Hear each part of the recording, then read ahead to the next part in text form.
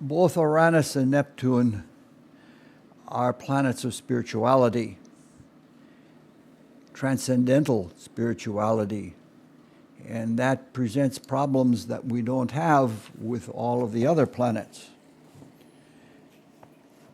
One of those problems is that we are in the infancy of our spiritual development.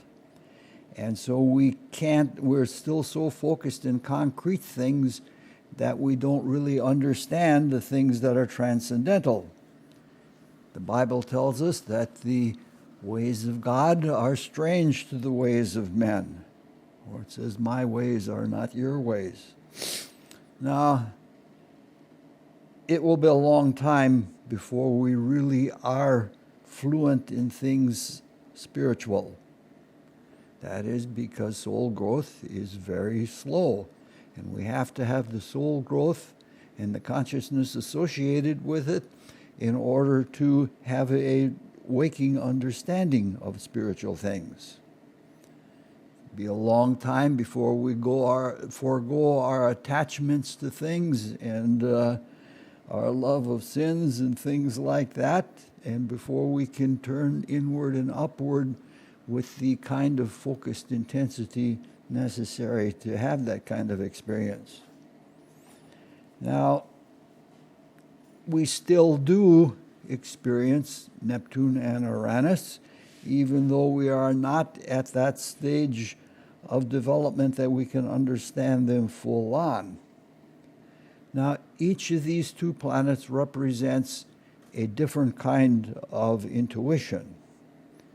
Uranus is the kind of intuition that is a sudden realization, an intuition that you know that something is true, and that's all that's necessary. You know this is true, and that is it. And Neptune is the kind of intuition where you know that something is true, and you know a reason why. But sometimes the reason is strange because the associations are so chaotic and so connected with so many other things that it's in our consciousness it doesn't make any sense. So intuitions are true, but our interpretations, which are earthly interpretations, aren't always true. Now, there's another kind of difficulty with Uranus and Neptune in that there are two levels of interpretation. And that's been a source of a lot of misunderstanding and a lot of controversy among astrologers. Now, the transcendent spiritual worlds, in them, you're living in the spirit. You're living in universals, even abstract principles as we use in mathematics or what we call the higher laws of nature. Those things are universals, even though we usually only understand them in specific manifestations. The worlds that we see around us, which are worlds of concretion, the world of concrete thought, the desire world, the physical world, and both of its subdivisions, they all have beginnings and ends. And they are, or the organization of them, is projected through the lens of mind.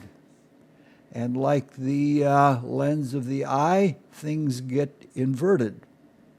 And some things, therefore, are inverted. And when we're understanding Uranus and Neptune, when we experience them phenomenally in the concrete realms, we experience an inversion.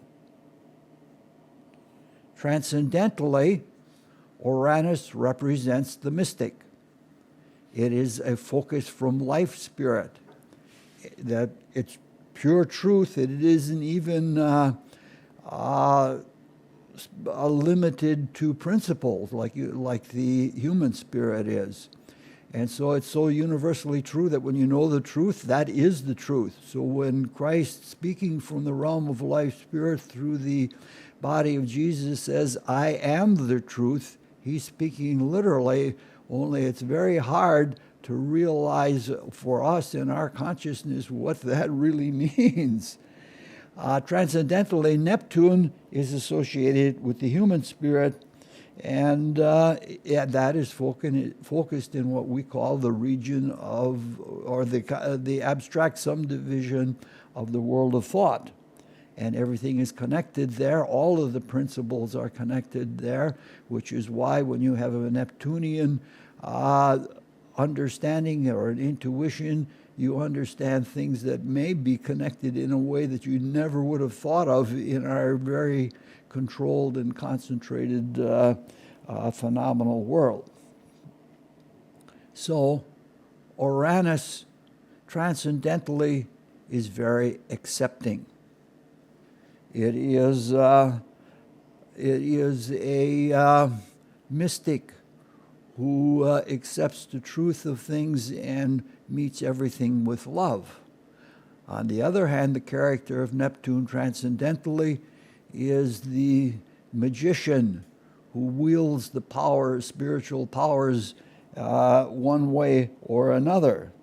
So we can see that they are planetary opposites. They are both within the divine spirit, which is ruled by Pluto, which is absolute and unquestionable, or things like that. Now, in the phenomenal worlds, on the other side, where the inversion through the lens of mind occurs, Uranus is a masculine planet rather than a feminine planet. That's one of the reversals. So Uranus in the phenomenal worlds is a technician, great ingenuity, clever usage of things, and still intuitive, but in a technical way. On the other hand, when Neptune is focused through the lens, creative lens of consciousness in the concrete mind, it becomes feminine. It becomes passive, like a mystic or like a dreamer or something of that order. So we can see that there are three possible interpretations of Uranus and Neptune. They can be interpreted transcendentally, or they can be interpreted phenomenally, or they can be interpreted both ways. Now, when one interprets them, what kind of interpretation do you use when you're working in a horoscope with them? That itself is a matter of intuition. To try to spiritually interpret a planet in the chart of somebody who has no idea of spirituality at all would be foolish. You wouldn't be understanding the person. You wouldn't be able to help them where they are in their situation. So you just have to do it intuitively. Now, different astrologers have different views about this.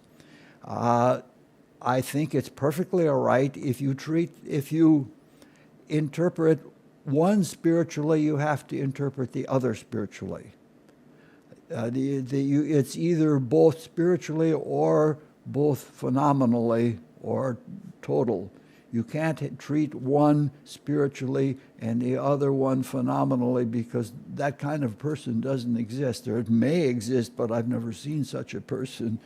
I've seen people go back and forth between the spiritual and phenomenal.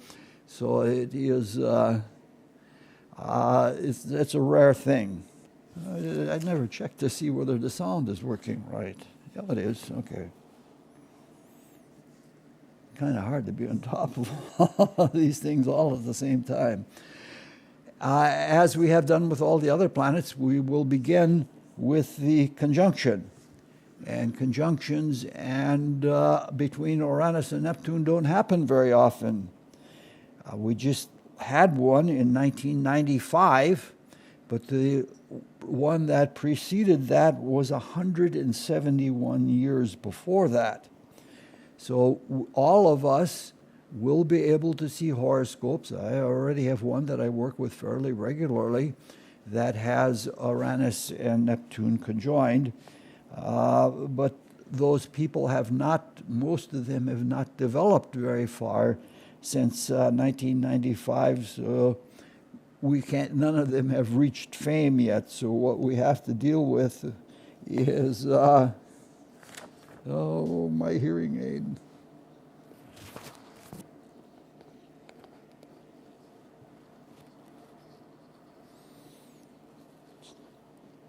Between hearing aids and glasses, I'm becoming a totally artificial person. So what we have to deal with is people who were born around 1821, which was the death of Napoleon, who was the end of the Holy Roman Empire. So let's begin looking at horoscopes from that conjunction.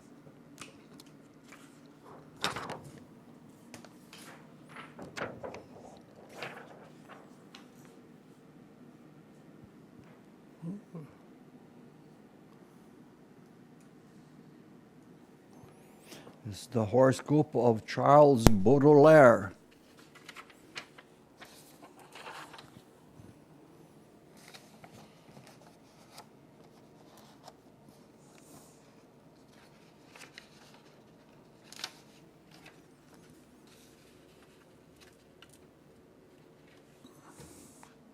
All right, now where did I put the, here it is.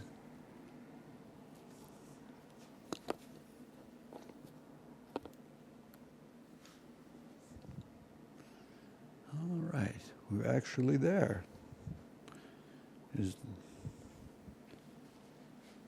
There.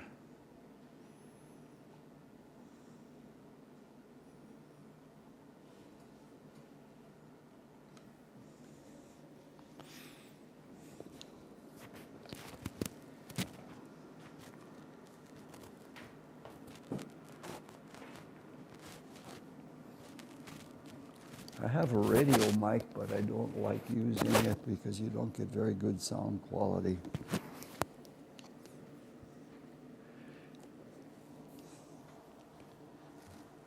What is this?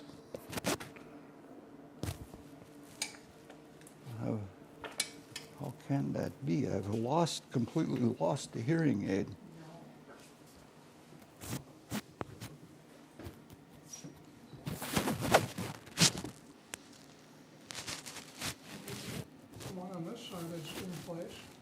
Yeah.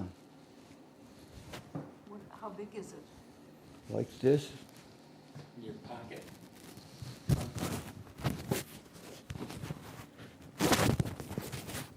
Yeah. Good catch. Oh.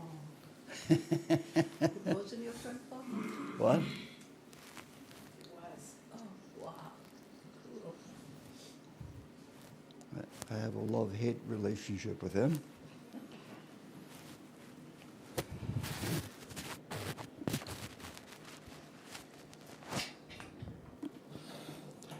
All right, finally we're back. We are saying that there is fusion in the conjunction. And we find that in the life of Charles Baudelaire in a very, very strange way. He tried to be both the good and bad sides of a mystic and an occultist. He took the Catholicism that he was born with very seriously, and he lived in guilt, as many Catholics do, and that was too much for him. Well, at the same time, he tried to be a Satanist. The conjunction of Uranus and Neptune is in the fourth house. And so he looked at them in his personal subconscious. And he looked at them as a sort of a spiritual torture almost. And he tried to probe his psychological being in his personal subconscious, and he couldn't cope with it. He didn't have the tools to deal with that. Now, in the West, we have Mercury is conjoined to Pluto. And Pluto is conjoined to Mars. And Mars is conjoined to Venus. And Venus is conjoined to Jupiter. That's called a rotating conjunction, so that even though the Jupiter and Mercury are not in orb of each other by using strict orbs, but by a rotating association with all of the planets in between, they are all conjoined. So this is, there is a lot of fusion of a lot of different things. And fusion can be a beautiful thing, but sometimes when things are fused together, it sort of becomes a blur, and some things become indistinguishable. But we will try to look at some of the separations. So we see here somebody who's trying to integrate the total of character and trying to do so spiritually, because all of these planets that are in the rotating conjunction are square to Uranus and Neptune. We can see that this is a pretty complicated, a pretty actually deadly combination. Now, when one enters the spiritual life, it upsets one's ordinary life. And if one tries to force spiritual growth, the upsetting of the daily life or the mundane life is upset even more. And one becomes self-conscious. And his self-consciousness is indicated by the Sun conjoined Saturn. He hated himself. That's very, very negative.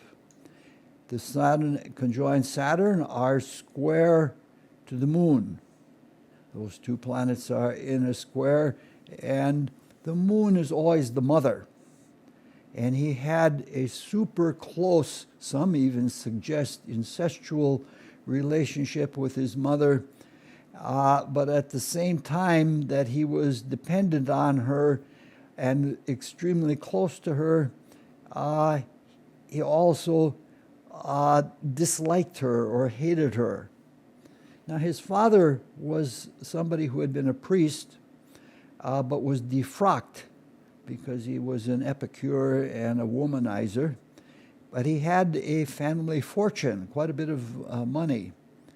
When he died, his mother married a military man who was a diplomat, and he despised Charles, and because Charles was high-strung, obviously with all that Neptune and Uranus, he was high-strung, and he was, not a man of the world, so he may have been jealous of the closeness between Baudelaire and his mother, and at the same time thinking that Charles was a sort of a sniveler or something of that nature because of his poetic nature.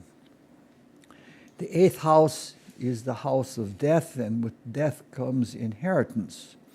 And inheritance played a big part in his life. When he inherited his part of the fortune from his father, he took to Jupiter conjoined Venus ways, and he spent lavishly. He rented very elegant places, bought all kinds of clothes, and he was pretty much decadent. But then the stepfather stepped in and kept him from, he would have blown his whole inheritance in a matter of 3 or 4 years or something like that. And the stepfather stepped in and put him on a regular but meager allotment from the inheritance.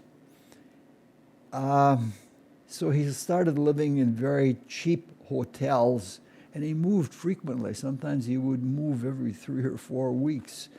And the Saturn conjoined the Sun in his self-hatred. Sometimes that gets projected. And he had sadistic relationships, and he had sadistic relationships with dirty street women that he preferred to finer ladies. And he had a relationship with a mixed race street prostitute, and from her he got syphilis. And gradually that took over his life. Now, he was a critic. He was a translator of Edgar Allan Poe, no surprise there, and he continued to write poetry. And his masterpiece is a very thick book of poetry. If anybody would like to loan it, I have a copy of it, and it really describes his character. On one hand, there are these dark, ugly things, and there'll be a little sweet little thing in there about flowers at the same time. It's quite a beautiful book of poetry, but you have to have a certain amount of intellectual courage to want to take it on. As the syphilis progressed, it worked into the squares with the planets in the 7th and 8th houses. And the way that worked is he became progressively more outrageous. Now remember, this is 1821, and he dyes his hair green, bright green. And at that time, this sort of thing was totally unheard of, and he shook up all of his friends. And when the syphilis came in, there's a stage of syphilis where you become megalomantic, meaning that you think you're all powerful. And Pluto is the symbol of megalomania. And for him, it was manifest most in the conjunction with Mercury, because the way he would, in his conversations with his friends, he would suddenly throw in non sequiturs that had absolutely no connection to anything else in the conversation, and that was his way of toying with them, trying to show his intellectual power. And what happened was his syphilis progressed, and he became more and more insane, and at age 47 he died in his mother's arms. All right, time for the next one here.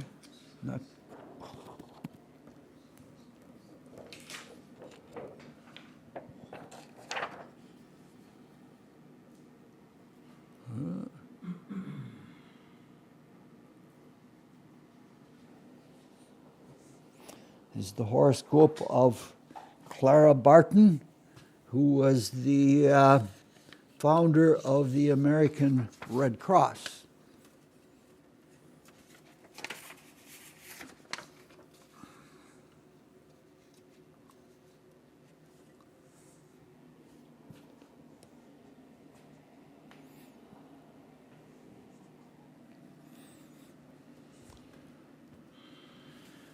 Now, Uranus and Neptune, when they are in conjunction, indicate a unified spiritual force.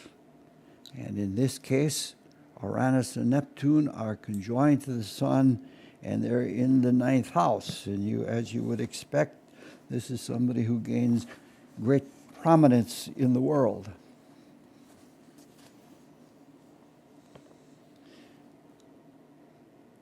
That prominence is focused in the 10th house, and that is what is called a vocus. That is a calling. She had a calling, but it wasn't always that way in her life. If you look, even though she has Aries rising, Saturn is the first planet in the 1st house, and we say that the slower moving planet usually dominates the conjunction, just as the faster moving planet dominates the opposition. So she was extremely shy. She had a Saturnine nature, for the planets are ruled by Saturn. Saturn is in the 1st house. And you can see that was, very, very Saturnian. Now, one of the manifestations of this was that she was shy, extremely shy. In her childhood, her entire childhood, she had only one friend. Now, her parents tried to cure her by sending her off to a school somewhere, and they even had a tutor for her, and the tutor was not necessarily someone to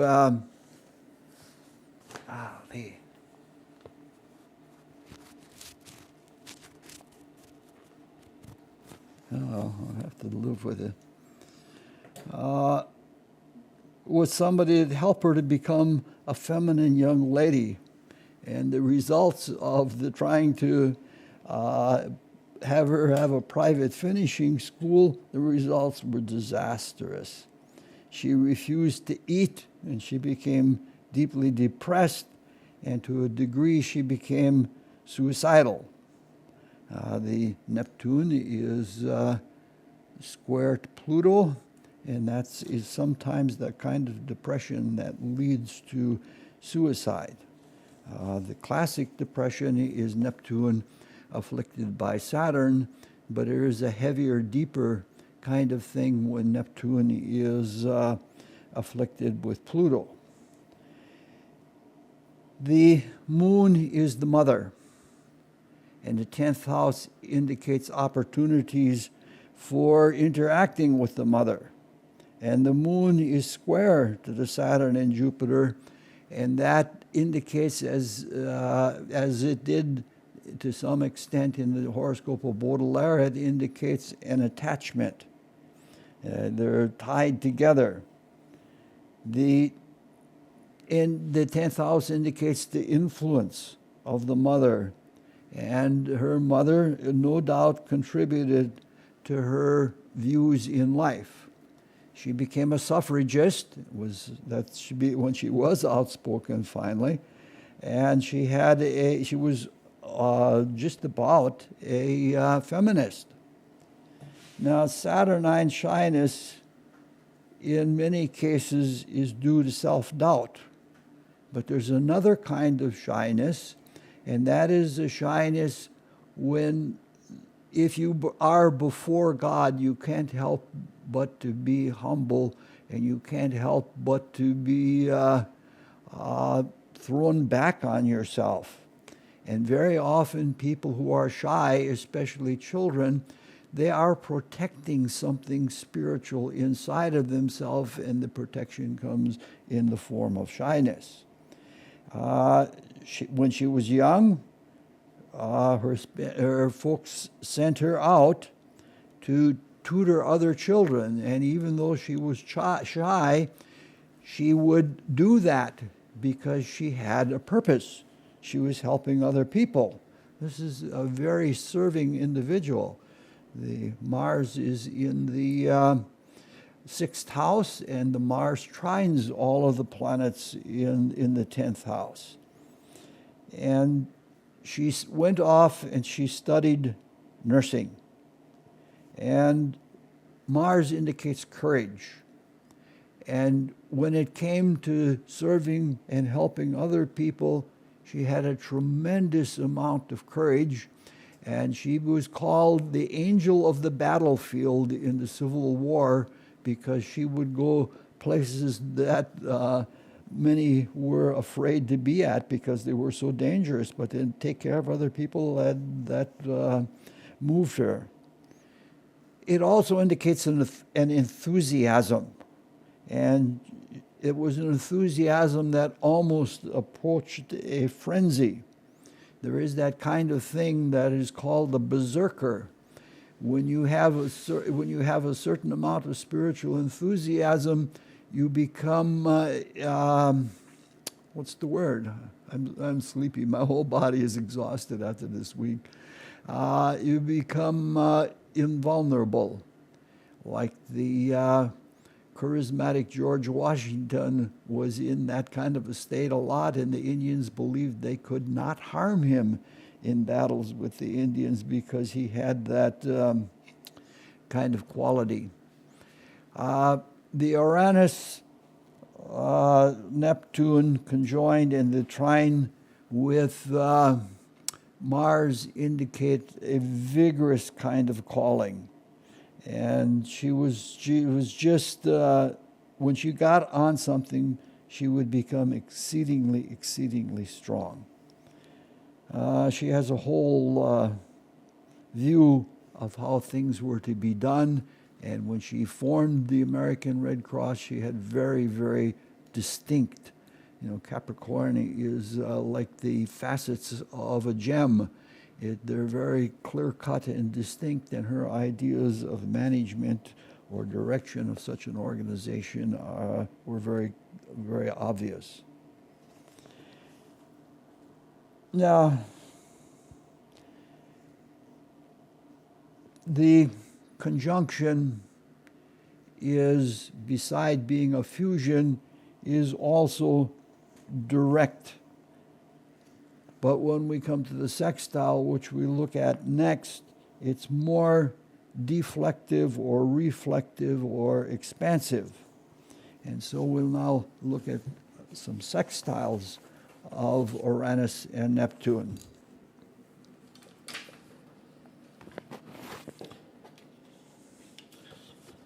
The first horoscope we look at is the horoscope of Gerard Mercator, the famous map maker.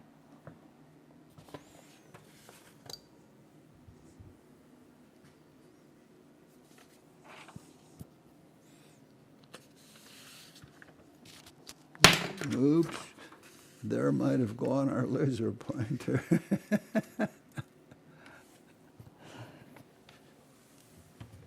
Does it live? It lives.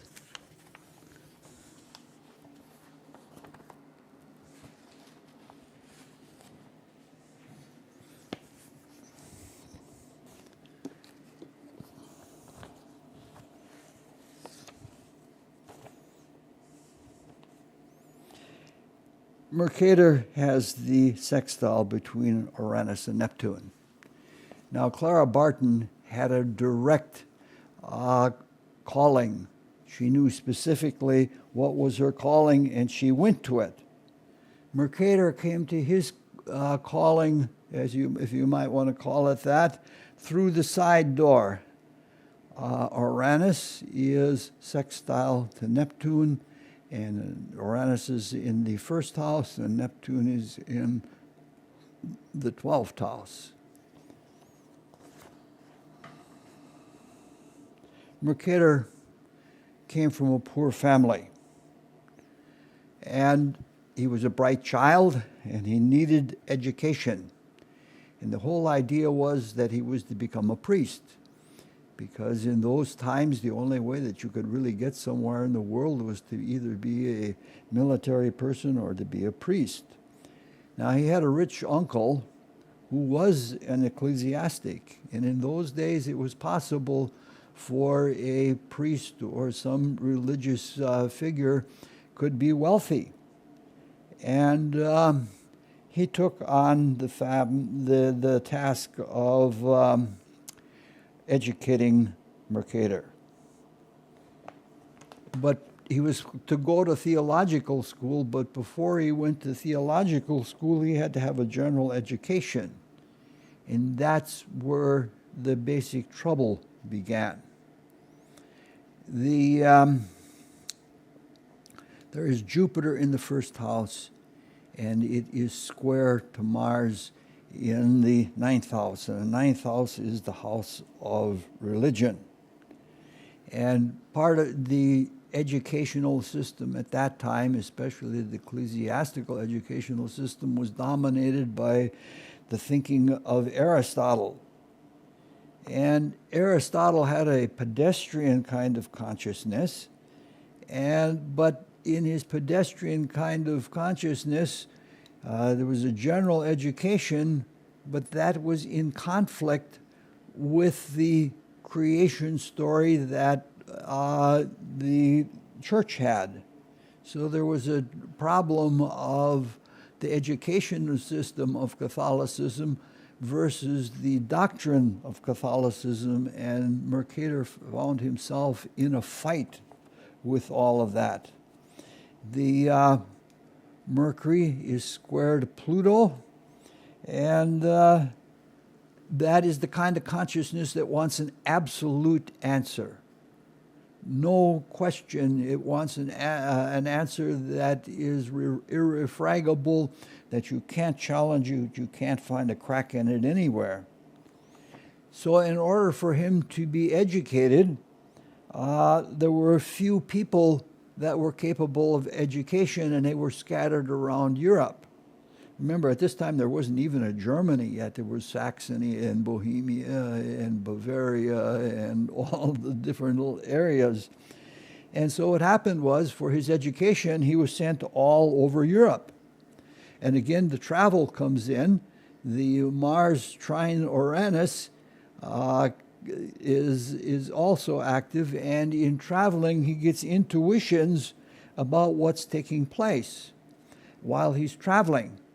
And as he looks, he sees that there are a lot of inaccuracies in the maps, and things aren't where they're said to be. And so he set about making projections. And Uranus-Neptune has a lot to do, Neptune being very visual, Uranus being very, focused on invisible truths that are in visible things. And so the sextile became a deflection or a reflection into making maps. Jupiter wanted to have the big picture of things, and since there was nobody around to do it all, he had to do it himself. The sun in the first house is a self-made person, and so he was focused on the problem. Do-it-yourself map maker he became. And he played around, and he decided that the best way to make accurate maps was to make a globe.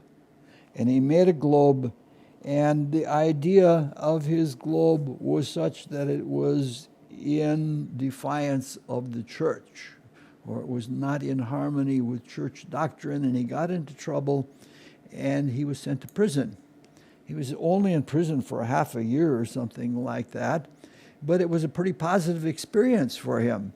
Moon is sextile to Pluto. It was a setting of things. You sit in the cooler for a while, you have time to think, and that's what happened to him.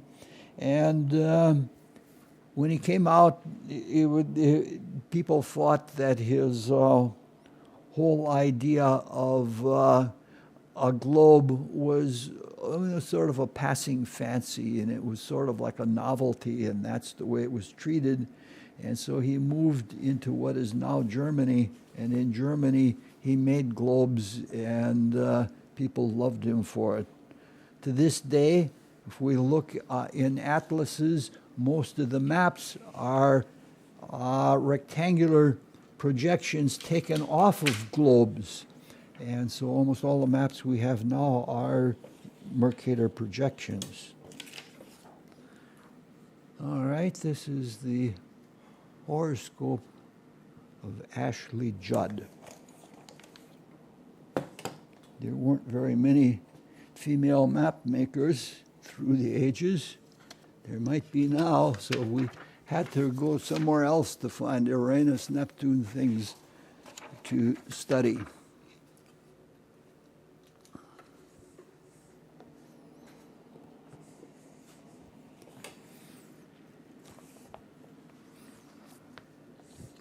Another horoscope with Jupiter in the first house.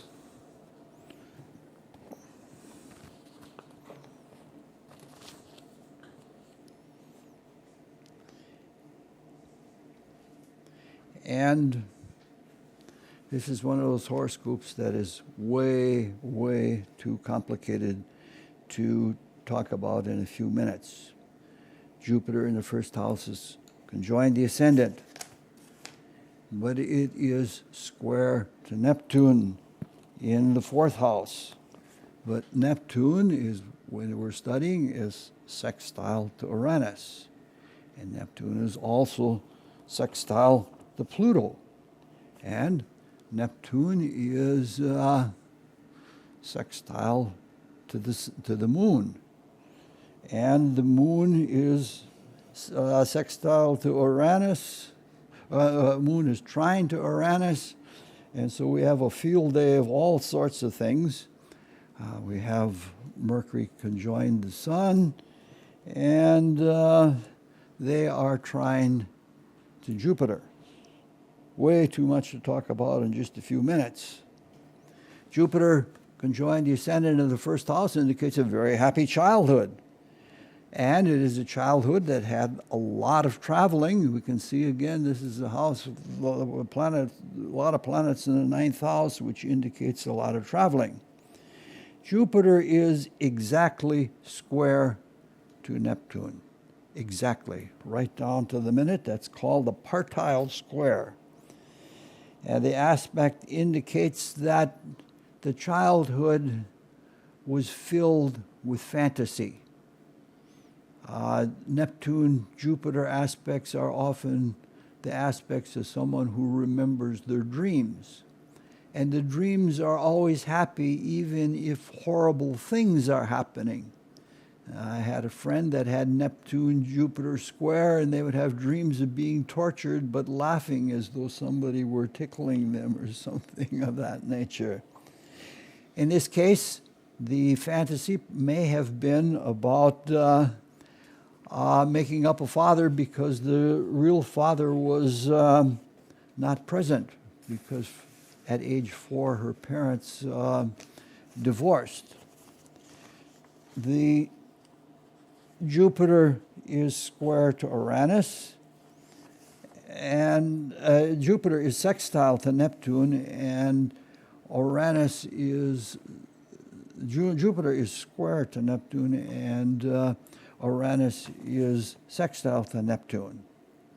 And this whole combination is a strong and influential combination, but it is hard to find any effect of it or to use it in your life because all of the planets are outer planets.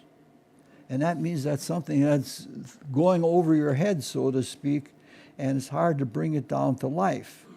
In order to be useful, a planetary combination has to have some aspect with a personal planet. And by a personal planet, that means Sun, Moon, Mercury, Venus, and sometimes Mars. Now, Jupiter is trine to Sun conjoined Mercury. She's an extremely bright person. She was Phi Beta Kappa when she went through college, and she was very positive, but it doesn't give expression to the Neptunian qualities. So this means that the lunar aspects to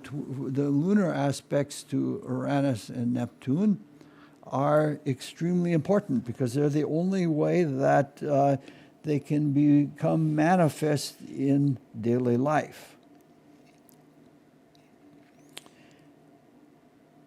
Neptune and Uranus are planets of genius. And to a certain extent, she has genius, and it's much more than IQ. The moon is the mother. And as you know, her mother is a famous country music singer. And her ability, the ability of Ashley Judd, is the ability, it's in the second house, the Uranus-Neptune. Bring that genius to bear on the world is she has to objectify. She has to objectify her imagination. Now, as a movie actress, she cannot play every role. She can reflectively objectify. She can't be a general actress, but because there's so much Jupiter in the character, she can't be a character actor either, something in a small niche. So there are certain roles she can play that are relatively general, and that's the way this works out in her life.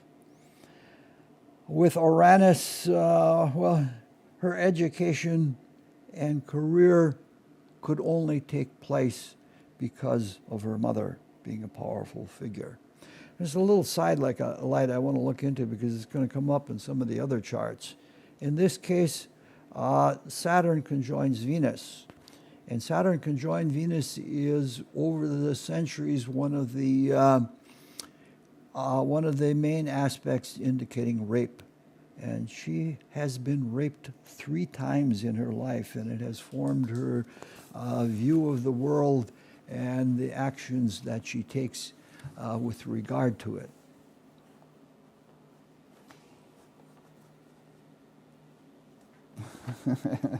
I'm bound and determined to get away from this.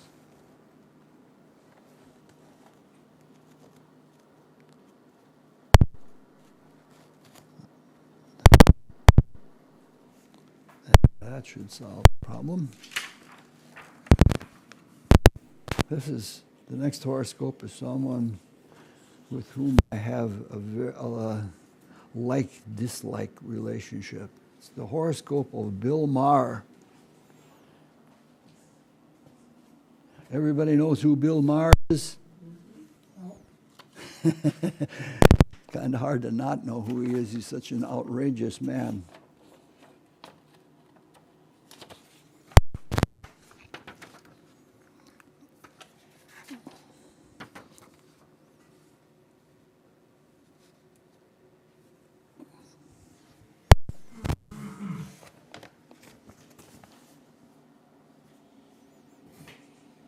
This is another one of those impossibly complex horoscopes.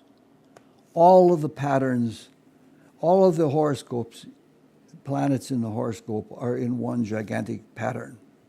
That is, every planet aspects a planet that is aspected by another planet, and there is no planet that is isolated except Mercury. And Mercury is retrograde, and it is basically unaspected. But everything else is just one big stew, and it's too hard. You start talking about one thing, you think one thing, and then that connects you to that, and that connects you to something else. It's hard, very difficult. You have to sit down for hours and work on something like this.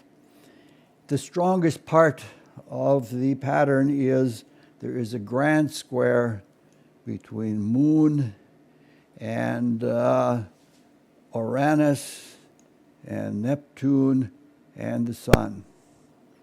A grand square. That's a big deal. It's a builder. Always the grand square is somebody who is a builder and confronts all of the difficulties in building. If you look at the astrological mandala or other fundamentals of astrology, you find balance. Everywhere there is balance, and in the grand square there is a balance. One example is aspects that are found in any planetary cycle. There's always the balance. You have a square, and that might be followed by a trine or by a sextile, and then that trine or sextile is followed by another affliction. It is never such a thing that in a simple planetary cycle that it is all one way or all the other. It isn't all pleasant and it isn't all unpleasant. There's always balance. One thing balances another thing. Now the trine of Uranus to Neptune indicates that's relief from that, the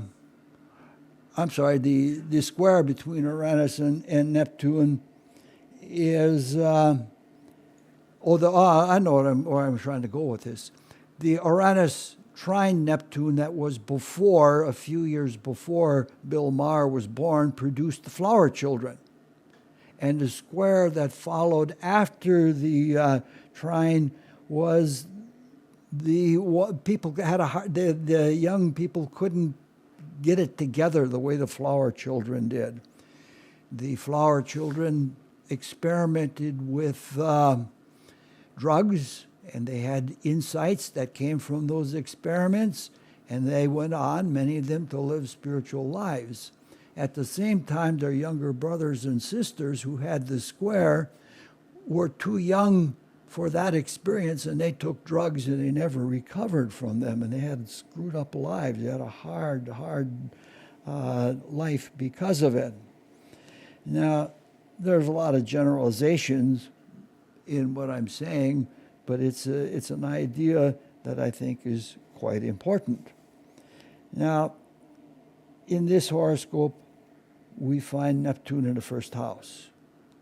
And that indicates a sensitivity to the world condition.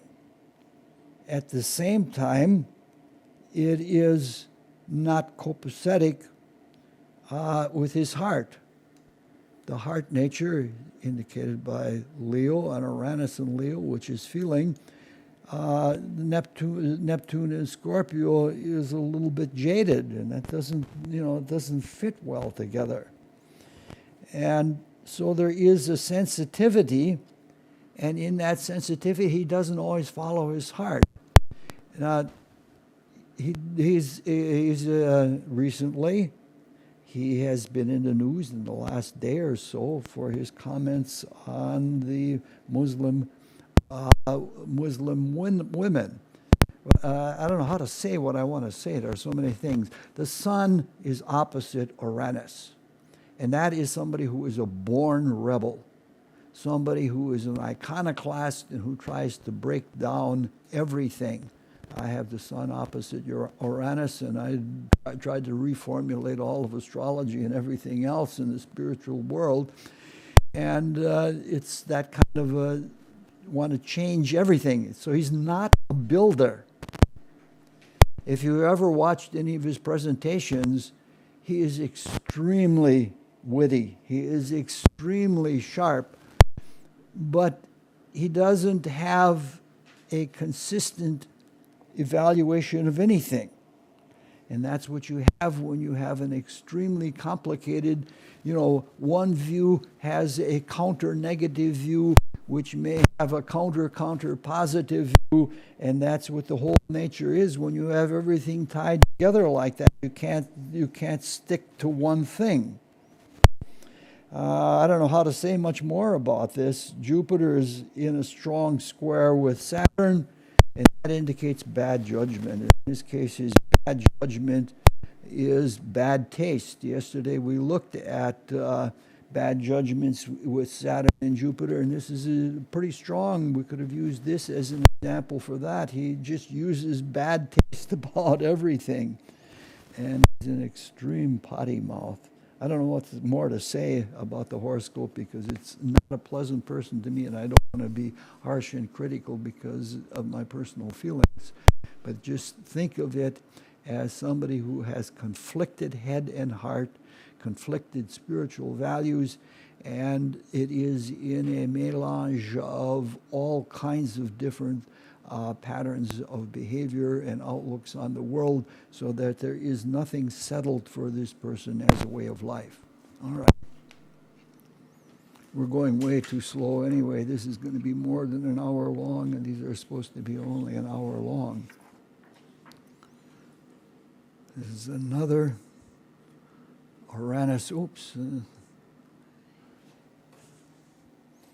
The horoscope of Marie Curie.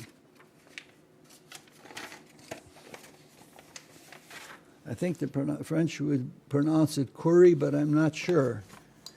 In America, we call it Curie.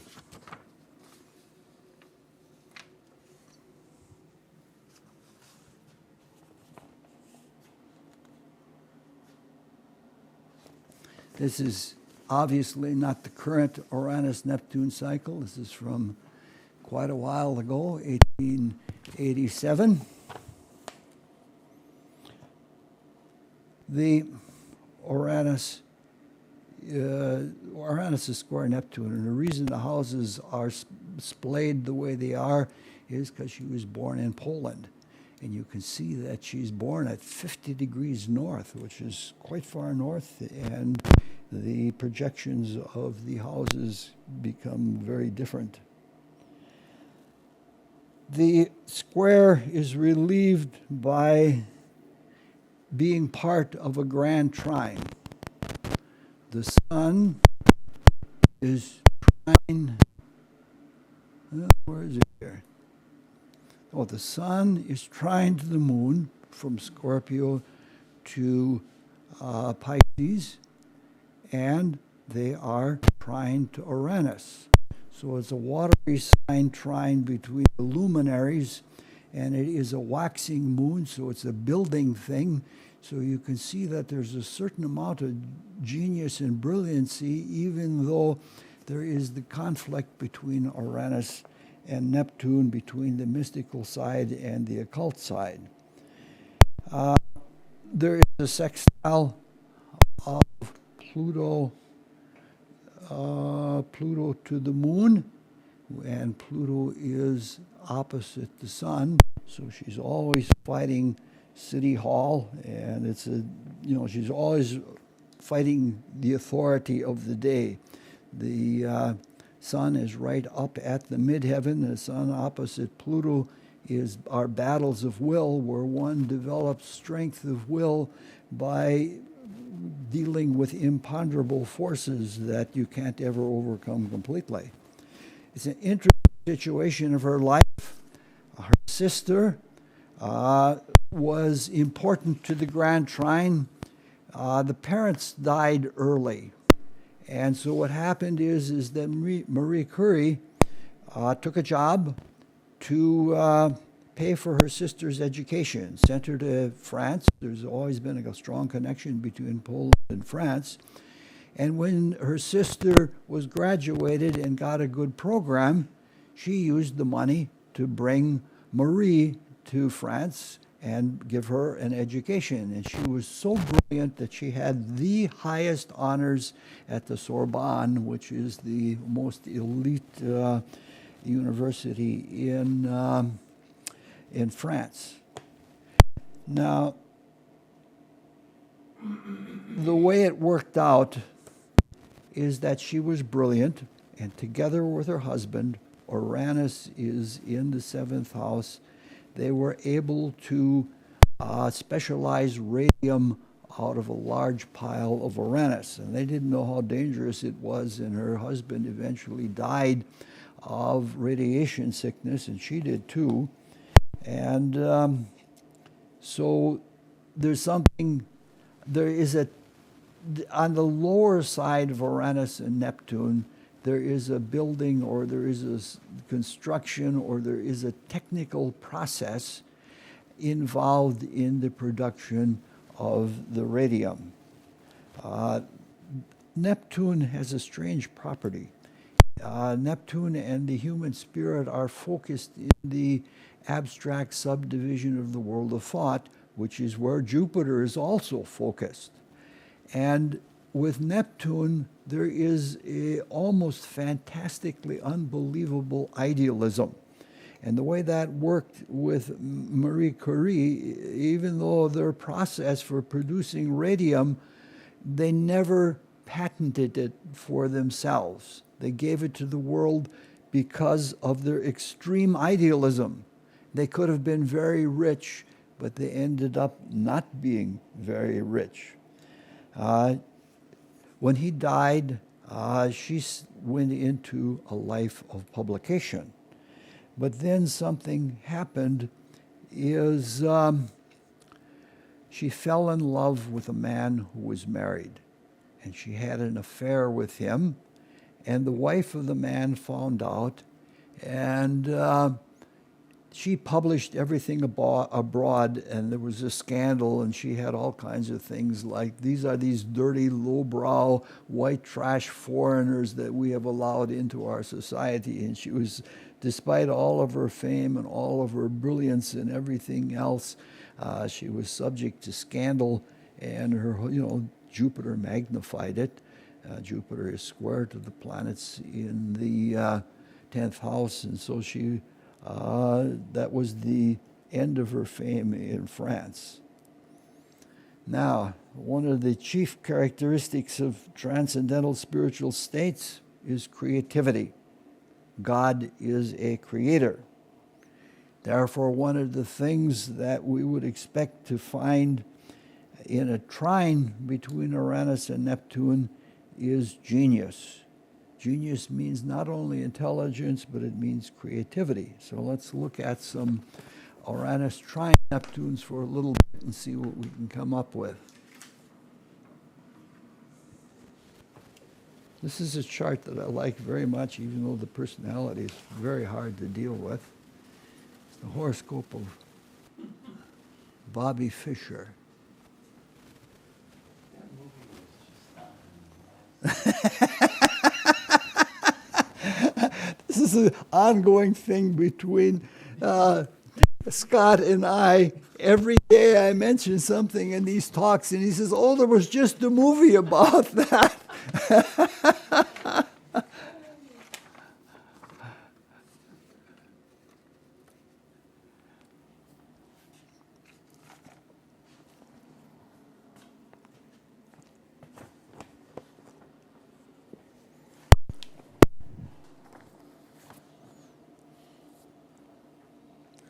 This is probably he's rated as the second most genius chess player of all time.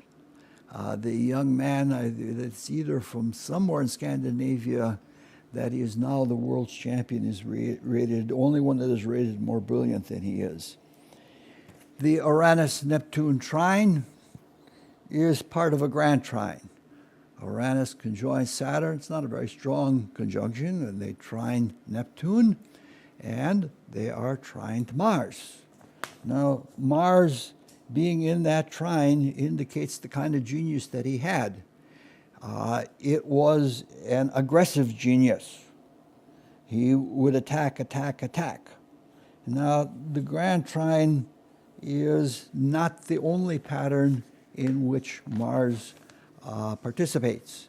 Mars is also in a T-square, square to the moon, and square and opposite to Pluto. So this is an all lovely, pretty genius. There's a lot of struggle. The Mars opposite Pluto is a fascist kind of consciousness, and he read Nazi literature, and he was anti-Semitic even though his mother was Jewish. I have a friend whose father was an anti-Semitic Jew. The moon square Mars indicates a blustery kind of temper, and the moon square Pluto indicates obsessive tendencies, which you almost have to have in order to be a chess champion. When he played Boris Spassky, he had every one of Spassky's games in his head at any time. He read the book of every game and every move, and for several years he studied them move by move to understand it. Mars is opposite the ascendant, and you get to understand why things happened as they happened. When Mars is a pretty close opposition, and when Mars is opposite the ascendant, you're never happy with the environment. And he would complain all the time that there were too many bright lights shining on him when he was trying to play, or he'd say that the temperature of the room was too high, and so he was notorious for complaining about the atmosphere at the matches. And it also was boosted by the fact that Leo rising is kind of arrogant, and so they thought he was being arrogant, but he probably was really sensitive. Now, he belonged to a Sabbath-keeping religion. The sun that is in that grand trine is in the 9th house. And I think it was a Sabbath-keeping Baptist religion that was a born-again, very strict religion. And they asked him why he believed that way, and his answer was really quite interesting. He says, "It gives me peace from all of the pressure." At the end of his life, he came to Sun trine Jupiter, Jupiter square Venus. At the end of his life, he came to hate chess. He says there is no longer any creativity in it because all you can make are little niche improvements here and there. All right. Let's go on to another kind of genius.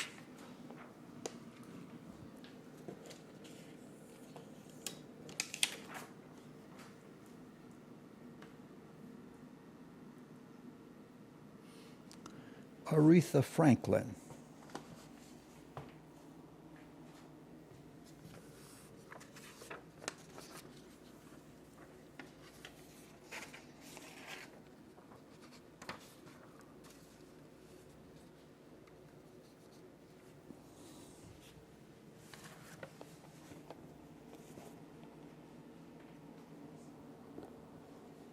Yeah.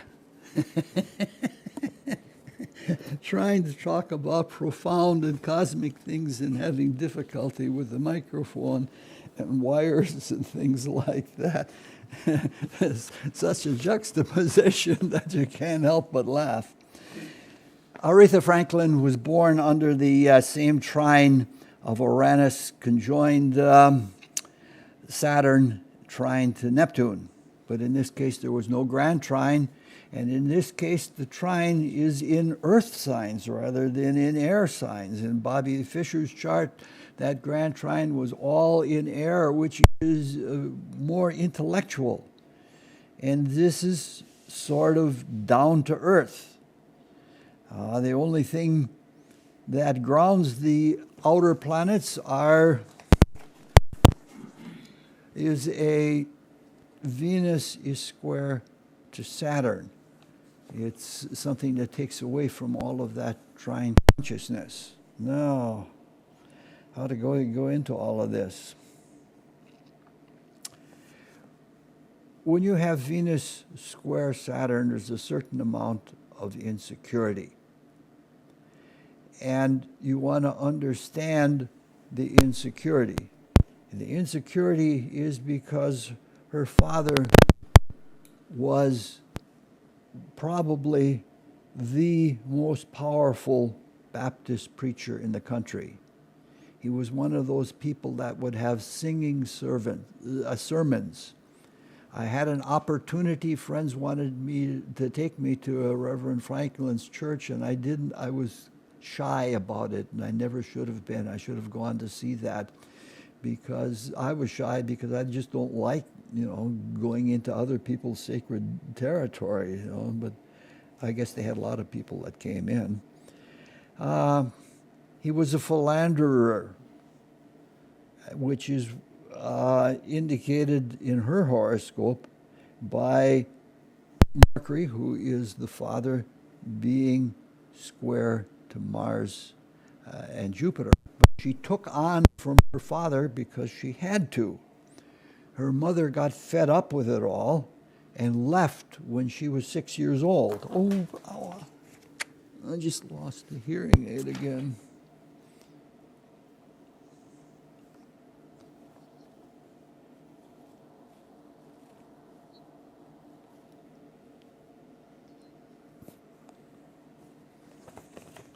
Her mother left when she was 4 years old because she couldn't handle it anymore. And so she was completely in her father's care. And with her emotional insecurity, what she did is she took lovers. As a teenager, she had 2 children by 2 different fathers. It wasn't necessarily rape, but it was taking advantage of her emotional insecurity. Now, strong fire sign influences indicate stoic attitudes. She has the sun in Aries, and the sun in Aries is trine to Pluto, and could stonewall anything, and she was extremely stoic. And she never ever said who either of the fathers of her 2 children were.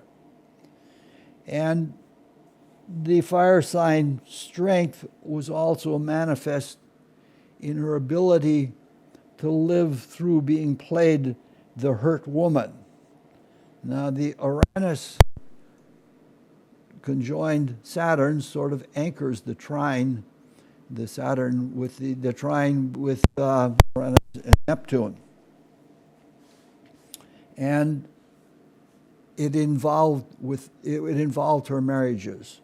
She had 2 marriages, and in the first one, it was Saturnine, she was abused. But again, the stoic character came in, she never complained. And finally, other people had to intervene and work very hard to convince her to leave the marriage. The man also got a lot of her money. Now, she's called the Queen of Soul. And that meaning of the word soul means emotional soul. That is what is garnered from suffering emotionally and in the feelings. And that is, in experiencing all of these things with power, is where she developed the soul that she could sing the way she sang. She has a spectacular voice, but the spectacular voice was ripened by suffering. At the same time that she was a child and a teenage prodigy as far as singing is concerned, and some of her early things as a child are far more beautiful than the things she did later in life. It was the suffering, though, that she had in those early years that matured her soul. So with Bobby Fischer, we have a mental Aries sign genius, and with Aretha, we have an earth genius. All right, now it's time to talk about something else. Shift gears again. A few years before the First World War, Uranus opposed Neptune. And just as the flower children developed out of Uranus-Neptune trine, nihilists came out of the Uranus opposite Neptune. We have only a small sample to work with, but from what we've seen in every one of these planetary opposites, the planet that moves the fastest dominates at the opposition.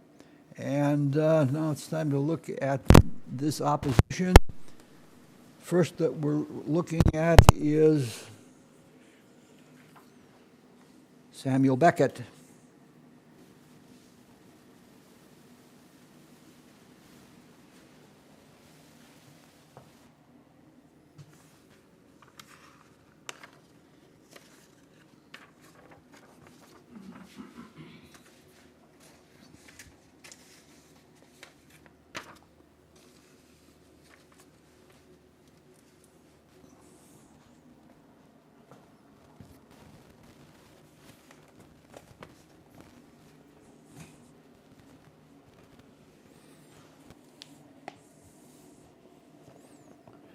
So in this opposition of Uranus and Neptune, the faster moving planet is in an earth sign. It's in Capricorn. And the ancients they had temperaments associated with each of the elements. And the temperament that was associated with the earth sign was the melancholy temperament. It was sort of dark and gloomy and grumpy and things like that.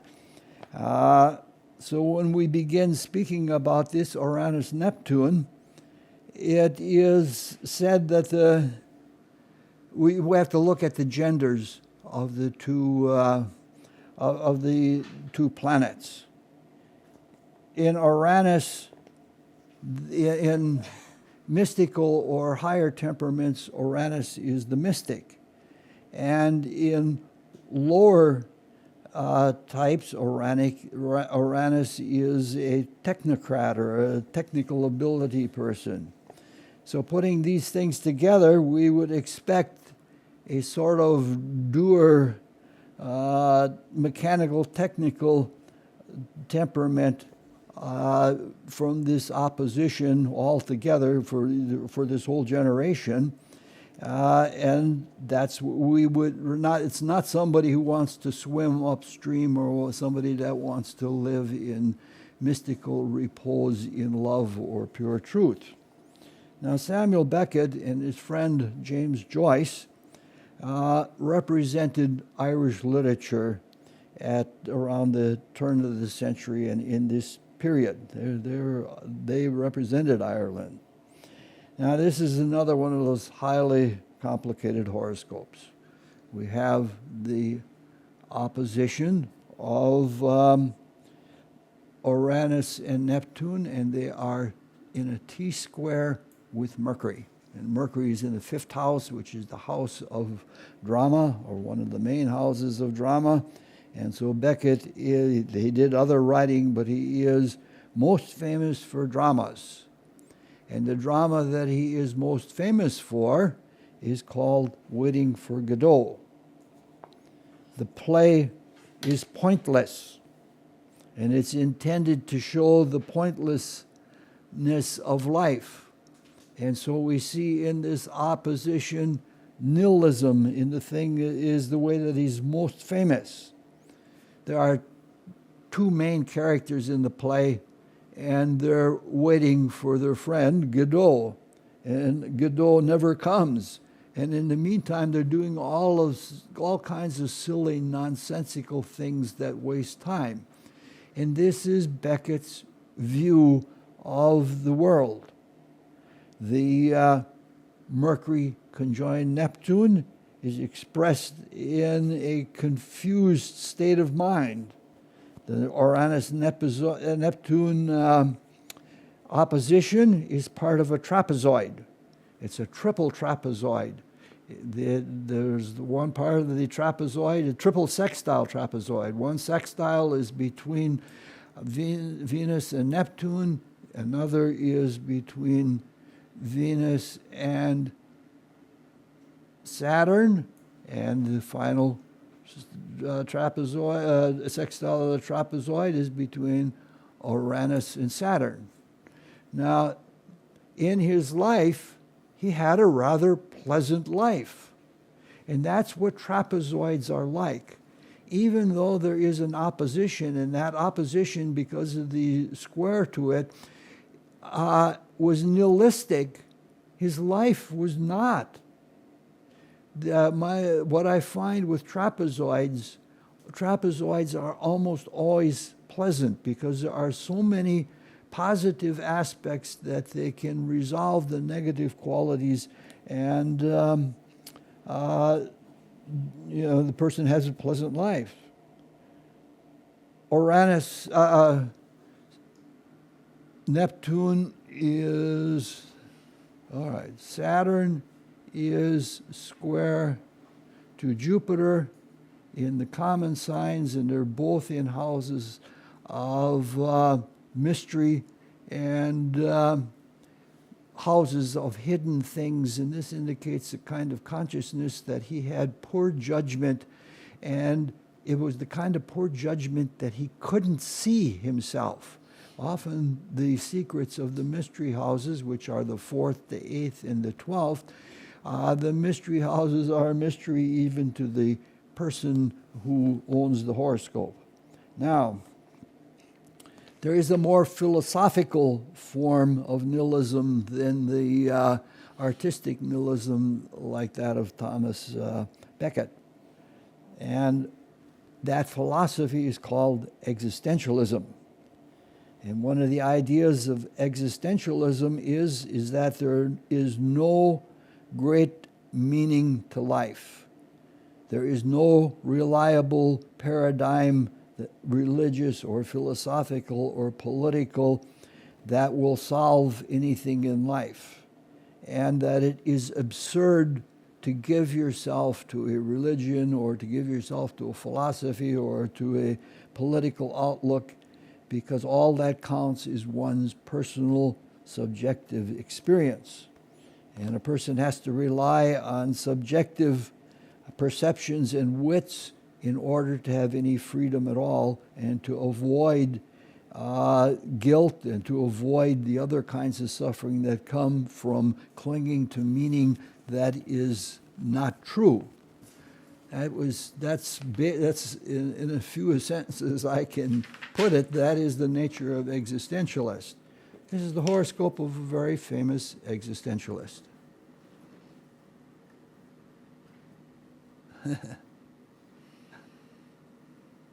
Simone de Beauvoir.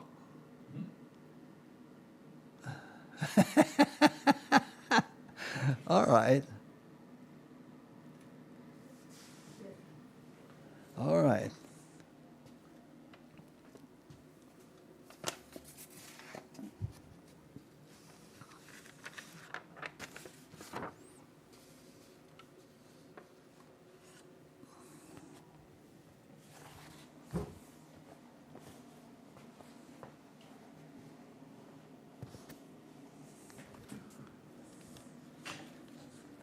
We have little time left. We're probably way overstayed already.